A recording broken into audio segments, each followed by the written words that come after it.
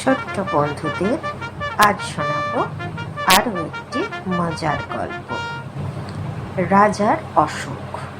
লেখক সুকুমার রায়। এক ছিল রাজা। রাজার ভারী অসুখ। ডাক্তার, বদ্যি, হাকিম, কবিরাজ সব দলে দলে আসে আর দলে দলে ফিরে যায়। অসুখটা যে কি তা কেউ বলতে পারে না। অসুখ সারাতেও পারে না। সারাবে কি করে? অসুখ তো আর সত্যিকারের নয়।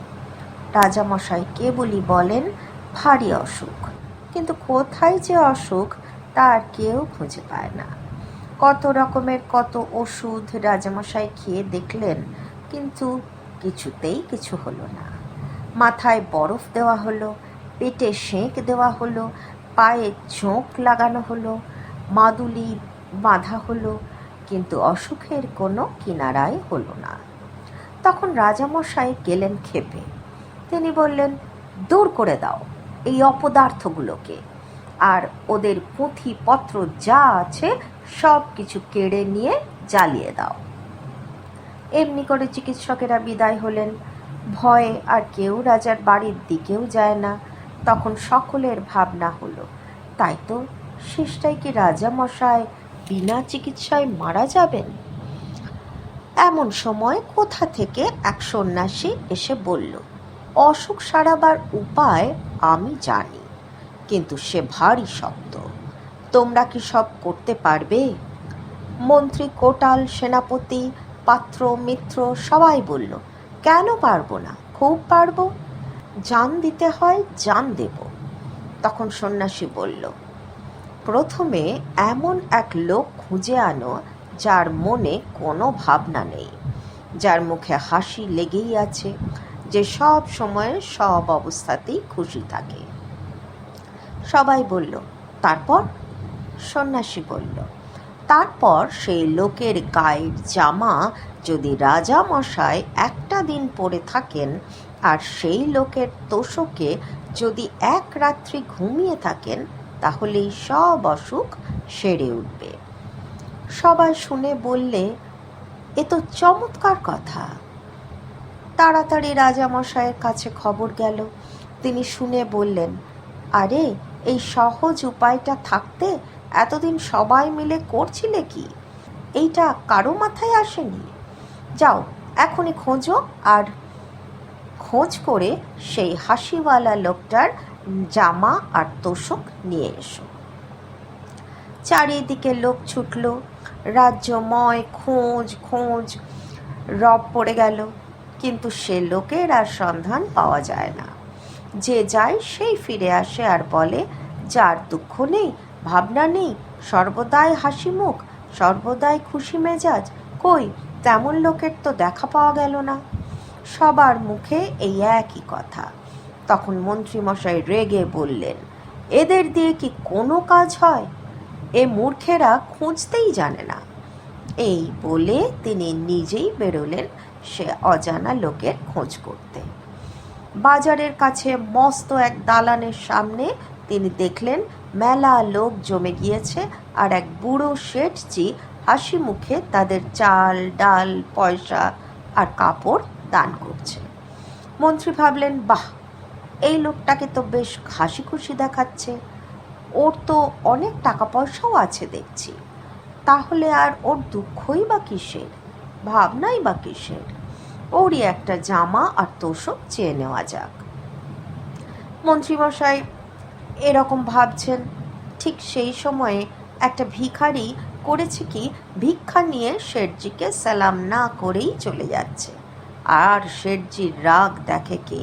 তিনি ভিখারিকে গাল দিয়ে জুতো মেরে তার ভিক্ষা কেড়ে তাকে তাড়িয়ে দিলেন। ব্যাপার দেখে মন্ত্রীমশাই মাথা নেড়ে সেখান থেকে সরে পড়লেন। তারপর নদীর ধারে এক জায়গায় তিনি দেখলেন একটা লোক ভারী মজার ভঙ্গি করে নানা রকম হাসির গান করছে, আর তাই শুনে চারিদিকের লোকেরা হো হো করে হাসছে। মানুষ যে এত রকম হাসির ভঙ্গি করতে পারে তা মন্ত্রীমশাইয়ের জানা ছিল না। তিনি লোকটার গান শুনে আর তামাশা দেখে একেবারে হেসে অস্থির হয়ে উঠলেন, আর ভাবলেন, এমন আমোদে লোকটা থাকতে কিনা আমরা লোকগুলো সব হতাশ হয়ে ফিরে যায়। তিনি পাশের এই লোকটাকে জিজ্ঞাসা করলেন, এই লোকটা কে হে? সে বললে, ও হচ্ছে গোবরা মাতাল। এখন দেখছেন কেমন খোশ মেজাজে আছে, কিন্তু সন্ধ্যা হলেই ওর মাতলামি, চেঁচামেচি আর উৎপাত শুরু হয়। ওর ভয়ে পাড়ার লোক তিষ্ঠতে পারে না। শুনে মন্ত্রীমশাই গম্ভীর হয়ে আবার চললেন সেই লোকটির সন্ধানে। সারাদিন খুঁজে খুঁজে মন্ত্রীমশাই সন্ধ্যার সময় বাড়ি ফিরলেন, কিন্তু সে লোকের সন্ধান কোথাও মিলল না। এমনি করেই দিনের পর দিন তিনি খোঁজ করেন আর দিনের পর দিন হতাশ হয়ে বাড়ি ফেরেন। তার উৎসাহ প্রায় ফুরিয়ে এসেছে। এমন সময় হঠাৎ এক গাছতলায় তিনি একটা পাগলা গোছের বুড়ো লোকের দেখা পেলেন। লোকটার মাথা ভরা চুল, মুখ ভরা দাড়ি, সমস্ত শরীর যেন শুকিয়ে দড়ি হয়ে গিয়েছে। সে একা একা বসে বসে আপন মনে কেবলই হাসছে, কেবলই হাসছে। মন্ত্রী বললেন, তুমি এত হাসছো কেন? সে বলল, হাসবো না? পৃথিবী বন বন করে ঘুরছে, গাছের পাতা সরে সরে যাচ্ছে, মাঠে মাঠে ঘাস গজাচ্ছে, রোদ উঠছে, বৃষ্টি পড়ছে, পাখিরা গাছে এসে বসছে, আবার উড়ে যাচ্ছে। এসব চোখের সামনে দেখছি আর হাসি পাচ্ছে। মন্ত্রী বললেন, তা না হয় বুঝলো, কিন্তু শুধু বসে বসে হাসলে তো আর মানুষের দিন চলে না। তোমার কি আর কোনো কাজকর্ম নেই? ফকির বলল, তা কেন থাকবে না? সকালবেলায় নদীতে যাই, সেখানে স্নান টান সেরে লোকজনের যাওয়া আসা, কথাবার্তা, এইসব তামাশা দেখে আবার গাছতলায় এসে বসি। তারপর যেদিন খাওয়া জোটে খাই, যেদিন জোটে না খাই না। যখন বেড়াতে ইচ্ছে হয় বেড়াই, যখন ঘুম পায় তখন ঘুমাই। কোনো ভাবনা চিন্তা হট্টগোল কিছুই নেই, ভারী মজা। মন্ত্রী খানিক মাথা চুলকিয়ে বললেন, যেদিন খাওয়া পাও না সেদিন কি করো? ফকির বলল, সেদিন তো কোনো ল্যাঠাই নেই, চুপচাপ পড়ে থাকি আর এই সব তামাশা দেখি। বরং যেদিন খাওয়া হয় সেদিনই হাঙ্গামা বেশি। ভাত মাখো রে, গ্রাস তোলো রে, মুখের মধ্যে ঢোকাও রে, চিবও রে, গেলো রে, তারপর জল খাও রে, আঁচাও রে, হাত মুখ মোছো রে, কত রকম কাণ্ড। মন্ত্রী দেখলেন এতদিনে ঠিক মতন লোক পাওয়া গিয়েছে। তিনি বললেন, তোমার গায়ের এক আধখানা জামা দিতে পারো? তার জন্য তুমি যত ইচ্ছা দাম নাও, আমরা দিতে প্রস্তুত আছি। শুনে লোকটা হো হো করে হাসতে লাগলো, বলে, আমার আবার জামা? সেই দিন একটা লোক একটা শাল দিয়েছিল, তাও তো ছাই ভিখারিকে দিয়ে ফেললাম। জামাটা আমার ধারি ধারি না কোনো দিন। মন্ত্রী বললেন, তাহলে তো মহা মুশকিল। যদি বা একটা লোক পাওয়া গেল, তারও আবার জামা নেই। আচ্ছা, তোমার বিছানার তোষকখানা দিতে পারো? কত দাম চাও বলো, আমরা টাকা ঢেলে দিচ্ছি। এবারে ফকির হাসতে হাসতে মাটিতে লুটিয়ে পড়ল, আর হাসি আর থামেই না। অনেকক্ষণ হেসে তারপর সে বলল, 40 বছর বিছানায় চোখেই দেখলাম না, তার আবার তোষক আর গদি। মন্ত্রীমশাই বড় বড় চোখ করে বললেন, জামাও গায়ে দাও না, লেপ কম্বল বিছানাও সঙ্গে রাখো না, তোমার কি অসুখও করে না ছাই? ফকির বলল, অসুখ আবার কি? অসুখ টসুখ ওসব আমি বিশ্বাস করি না। যারা কেবল অসুখ অসুখ ভাবে তাদেরই খালি অসুখ হয়। এই বলে ফকির আবার গাছে হেলান দিয়ে ঠ্যাং মেলে খুব হাসতে লাগলো।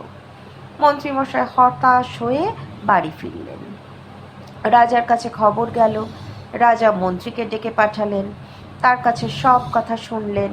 শুনে মন্ত্রীমশাইকে বিদায় দিলেন। আবার সবাই ভাবতে বসলো, এখন উপায় কি হবে? চিকিৎসাও হলো না, অনেক কষ্টে যা একটা উপায় পাওয়া গেল সেটাও গেল ফসকে। সবাই বসে বসে এ ওর মুখ চায় দীর্ঘশ্বাস ফেলে আর বলে, না, আর তো বাঁচাবার উপায় দেখছি না। ওদিকে রাজামশাই ভাবতে বসেছেন, আমি থাকি রাজার হালে, ভালো ভালো জিনিস খাই, কোনো কিছুর অভাব নেই, লোকেরা সব সময়ে তোয়াজ করছেই।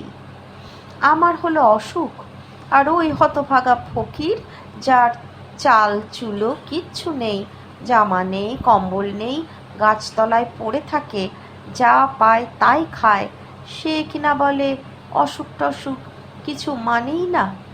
সে ফকির হয়ে অসুখ উড়িয়ে দিতে পারলো, আর আমি রাজা হয়ে পারবো না? তারপর দিনই রাজা ঘুম থেকে উঠে পাত্র মিত্র সবাইকে ডেকে বললেন, যা হতভাগা মুখ্যগুলো সব সভায় বসগে যা, তোরা কেউ কিছু করতে পারলি না। এখন এই দেখ, আমার অসুখ আমি নিজেই সারিয়ে দিয়েছি, আজ থেকে আবার সভায় গিয়ে বসবো, আর যে টু শব্দটি করবে তার মাথা উড়িয়ে দেব। আজকের গল্পটি যদি তোমাদের ভালো লেগে থাকে তাহলে নিচে সাবস্ক্রাইব বাটনটা প্রেস করে সাবস্ক্রাইব করে দিও, আর প্লিজ একটু লাইক আর শেয়ার করো, কেমন? আর তোমাদের কেমন লাগছে কমেন্টস সেকশনে সেটা জানাতে ভুলো না কিন্তু।